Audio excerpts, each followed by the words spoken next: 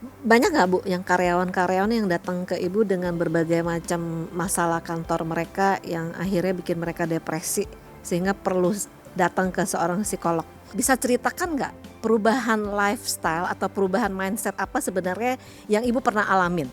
Dulu saya dengan, orang lain, ya sudah sebatas ketemu, saya punya klien banyak, sebatas ketemu ya sudah. Saya nggak merasa, kenapa saya harus bangun hubungan dengan orang lain. Pokoknya ini hubungan bisnis saja gitu ya. Ya,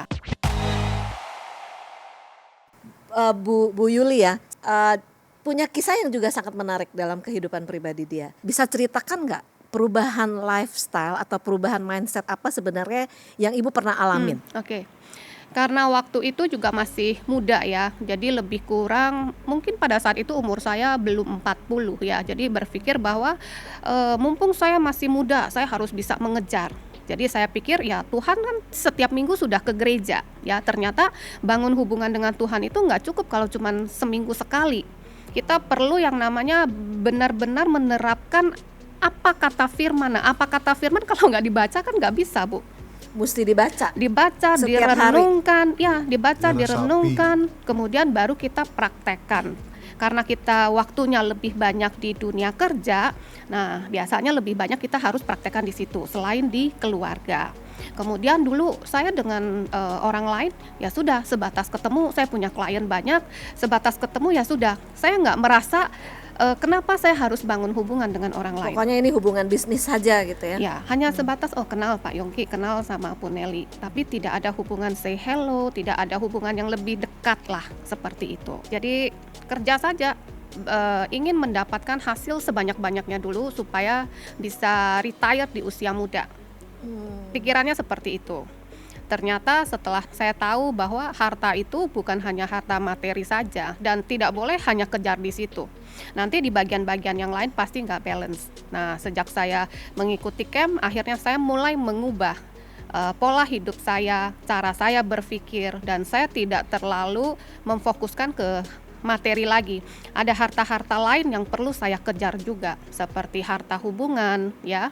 Kemudian yang paling penting ya harta rohani, bagaimana hubungan kita dengan Tuhan. Harta jiwani, harta hubungan, harta tubuh, Nah, harta keluarga.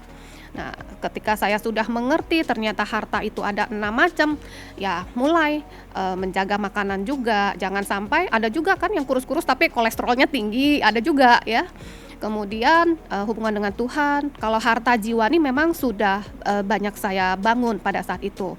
Belajar ilmu-ilmu baru, itu harta jiwani. Itu sudah untuk menambah kompetensi.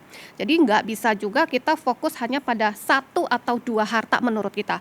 Yang penting saya menguasai banyak ilmu, yang penting saya bisa mencari uang. Nah, biasanya hubungan dengan Tuhan bisa agak kendor di situ. Karena menganggap diri kita sudah bisa segala-galanya, seolah-olah kayak nggak perlu Tuhan seperti itu. Padahal Tuhan itulah sumber segala hikmat. Jadi mengejar Tuhan dulu kalau menurut saya sekarang. jadi Nan urutannya harusnya mengejar Tuhan itu, harta rohani itu yang utama dulu. iya, Baru dibangun harta yang lain. betul kalau menurut saya ya. Nanti ketika kita sudah carilah kerajaan Allah, maka yang lain kan akan Ya, ditambahkan. itu di Matius Seperti 6. itu.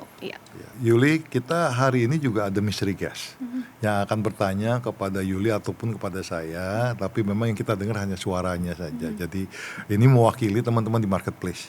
Ya, saya rasa kita langsung aja ya, kita minta mereka langsung bicara aja. Silakan mystery guest untuk menanyakan kepada Ibu Yuli atau kepada saya. Halo, Ya, saya mau bertanya kepada Ibu Yuli berkaitan dengan salah satu dari 6 harta tadi, yaitu ada harta keluarga ya. Iya. Jadi posisi saya saat ini kan bekerja di kantor yang jaraknya dengan rumah lumayan jauh. Jadi berangkat kantor harus pagi sekali. Pulang kantor tetap sore, tapi karena jarak tadi, sampai di rumah pasti selalu malam. Hal ini yang membuat minimnya waktu untuk saya bisa berkomunikasi dengan keluarga saya di rumah. Rasa hati ingin sekali Bu, tapi saya bingung apa yang harus saya lakukan untuk bisa menjaga harta keluarga saya ini. Terima kasih. Oke, langsung jawab ya. ya silakan. Oke. Nah, untuk mystery guest yang bisa dilakukan adalah misalnya pulang kantor sudah malam, mungkin keluarga sudah tidur ya. Nah, di tengah-tengah jam istirahat dalam bekerja, mungkin bisa telepon, ya, bisa video call juga. Itu yang pertama. Kedua, di weekend ketika tidak bekerja. Jadi jangan lagi weekend nanti sibuk sama handphone ya atau kegiatan lain. Kalau memang tujuannya ingin membangun harta keluarga, gunakan waktu yang ada ya benar-benar dengan keluarga. Entah ngobrol bareng, makan bareng, bercanda bareng. Nah, itulah cara-cara untuk meningkatkan hubungan di dalam keluarga. Ya, hari biasa bisa pas jam istirahat telepon sebentar, video call sebentar. Teknologi kan sudah begitu mudah ya, seperti itu. Mudah-mudahan bisa menjawab ya ini ya. Ya Pak, sudah terjawab. Oke, terima kasih. Terima kasih. Banyak nggak Bu yang karyawan-karyawan yang datang ke Ibu dengan berbagai macam masalah kantor mereka yang akhirnya bikin mereka depresi sehingga perlu datang ke seorang psikolog? Ada biasanya karena persaingan antar rekan kerja bisa ya. Jadi menurut versi mereka, karena kan ini tidak bisa mendatangkan rekan kerjanya. Kalau masalah keluarga kan suami istri anak bisa datang. Kalau ini kan hanya personal mereka ya.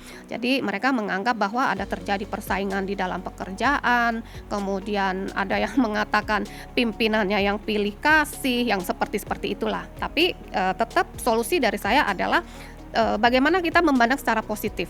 Kalau kita bilang teman teman ngiri dengan pekerjaannya, bener nggak teman ngiri? Jangan-jangan sikap kita bikin orang lain nggak nyaman. Nah, lebih baik lihat ke dalam, artinya lihat ke diri sendiri. Kalau bosnya nggak suka sama dia sehingga kenaikan pangkatnya susah katanya, benar nggak bosnya nggak suka? Jangan-jangan prestasi kerjanya kurang bagus, bikin bosnya merasa dia belum layak untuk naik. Ada orang lain yang lebih layak. Seperti Tapi itu. akhirnya orangnya bisa terima ya. Kembali lagi ya, ada beberapa tes yang saya berikan. Nah, saya bilang, nah di area sini ini akan jadi masalah di kantor kalau ini terus dibawa. Meskipun saya nggak tahu dia di kantor bagaimana ya. Jadi kepribadian dia sebenarnya bisa menyebabkan masalah, dibuka ya. Betul, betul. Tapi kalau orang sudah mau datang counseling itu artinya kan dia mau berubah. Ya, Kan dia mau gitu. tahu ada apa dengan dirinya, Iya. kenapa. Daripada orang yang pikir nothing's wrong with me gitu, Iya. yang salah orang lain. Kan Iya. kebanyakan orang begitu kan, Iya, iya, nothing's iya, wrong with iya, me, tapi iya. yang mereka itu sebenarnya yang punya masalah. Nah itu yang paling celaka. Gitu. Betul. Nah, kalau di firman Tuhan Pak Yungki mengenai buah-buah roh ya, kan ini kita banyak berbicara mengenai masalah kalau saya boleh ini masalah emosi ya kan.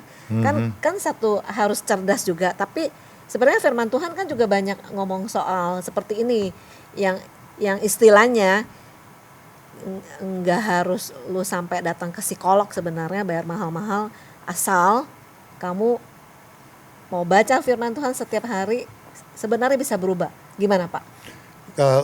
Kalau sisi pandang dari apa yang saya pribadi, memang kan kita baik dulu aja deh, gitu ya. Ke Matius 6 ayat 33 tadi, carilah dahulu kerajaan Allah dan kebenarannya, selebihnya Maka Tuhan semuanya akan diberikan. ditambahkan. Gitu. Jadi memang kembali lagi banyak sekali firman Tuhan bicara gitu. Kemarin saya baru bahas sama teman-teman tuh bicara mengenai Yohanes juga, di Markus juga. Ingat kan berapa kali Tuhan Yesus bicarakan, kalau punya telinga mendengarlah. Itu bukan sekali loh, berkali-kali loh kalau kita baca gitu kan. Artinya apa? Tadi faith come from hearing the word of God kan gitu. Jadi kembali lagi memang itu yang paling utama. Tadi Yuri juga bilang kan, hukum yang pertama itu adalah Hubungan dengan Tuhan. hubungan dengan Tuhan, gitu. Jadi itu sesuatu kalau buat saya itu dulu. Harta rohani. Karena tadi. saya sendiri ngalamin gitu, dari orang yang belum tidak mengenal firman Tuhan, terus saya bertobat, saya baca firman Tuhan, belajar melakukan. Memang kita tuh diisi terus. Kita baca firman, kita merenung Tuhan, kita diisi terus. Nah, kalau ada hal-hal tertentu, misal memang perlu counseling, misal ke psikolog, ya itu juga harus dilakukan. Gitu. Tapi intinya bahwa sebagian besar itu semuanya kekosongan yang kita bilang kita nggak punya ini nih sebenarnya diisi oleh Firman Tuhan. kebenaran firman Tuhan. Nah, Gitu loh. Bu Yuli sendiri kalau misalnya praktek kan saya dengar juga banyak memberikan semua dari ayat-ayat firman Tuhan ya Bu ya. Ya, Bisa ceritakan satu ini nggak? Mungkin ada satu kasus apa? Ya orang yang mungkin yang overthinking atau over iya. yang Ini cemas yang dulu Akhirnya gitu ayat kan. firman Tuhan apa tuh yang akhirnya Ini yang mencerahkan? baru-baru ini ya terjadi, anak usia 25 tahun. Itu tidak mau ke gereja, orang tuanya Kristen dan orang tuanya berdoanya bertahun-tahun untuk anak perempuannya ini. Secara kognitif anaknya cerdas, pintar ya. Tetapi dia nggak percaya, menurut dia hamba Tuhan tidak melakukan apa yang disampaikan di mimbar. Sekarang nih generasi muda tuh dikit-dikit bilang I need healing Yes, ya. yes. Yuli mengamati nggak sih ini gejala apa sih sebenarnya gitu? Bisa ceritakan satu ini nggak? Mungkin ada satu kasus apa? Ya orang yang mungkin yang overthinking. Saya buat apa kenal Tuhan? Saya bisa bekerja, saya bisa mendapatkan income, udah cukup buat saya, katanya begitu.